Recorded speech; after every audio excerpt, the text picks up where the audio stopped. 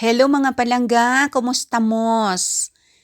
Ayan, at ipapakita ko sa inyo itong bigay na Christmas ayuda sa kauna-unahan sa buhay ko na nangyari ito sa 30 years ko na pagtira dito. Yung kaibigan kong Finnish, kaklase ko sa tourism, tinawagan niya ako. Sabi niya, "My dear, kumusta ka na?" Sabi ko, "Ito okay lang naman." Sabi niya, "Merry Christmas." Sabi ko, "Merry Christmas din sa iyo advance." Sabi niya, "Sumama ka sa akin. Magkita tayo sa Helsinki." Sabi ko, "Saan tayo pupunta?"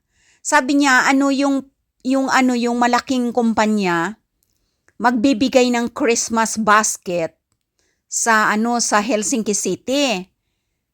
Sabi ko, "Hindi ba yan maraming tao?" Sabi niya, "Sobra-sobrang dami yan." Sabi niya, 10,000 daw na bags. Yung 10,000 mahigit na basket pang Christmas. So may mga Santa Claus daw. Sabi ko, "Pwede ba ako mag-video doon?" Sabi niya, "Wag ka na mag-video kasi pipila tayo para sa basket natin."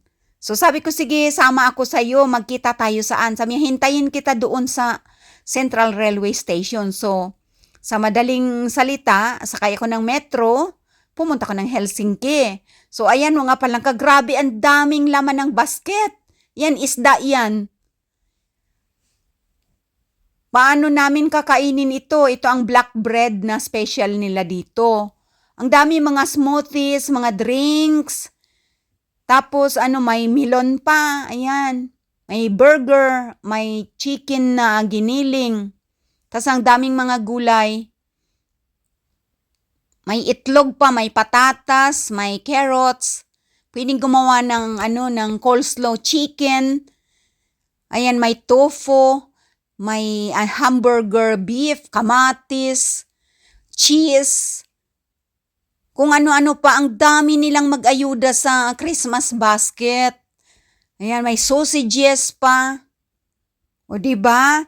Sabi ko sa kanya, mabuti naman na tinawagan mo ako kasi hindi ko alam yung mga ganito.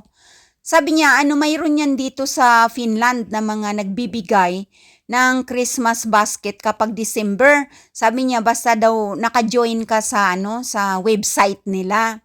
Hindi ko alam kasi yung mga ganito-ganito. So sabi niya daw mayroon siyang na-joinan na website na pinupuntahan niya. Sabi niya, "Sama ka pa sa akin, mayroon pang isa na na malaking kumpanya rin na magbibigay din." Sabi ko, "Ang layo nun." Malayo, sa pupunta daw kasi siya doon. Sabi ko, "Tama na ito kasi dalawa lang naman kami, sino naman kakain ito?" O ayan pa nga palangga ang Christmas basket dito na ayuda ha.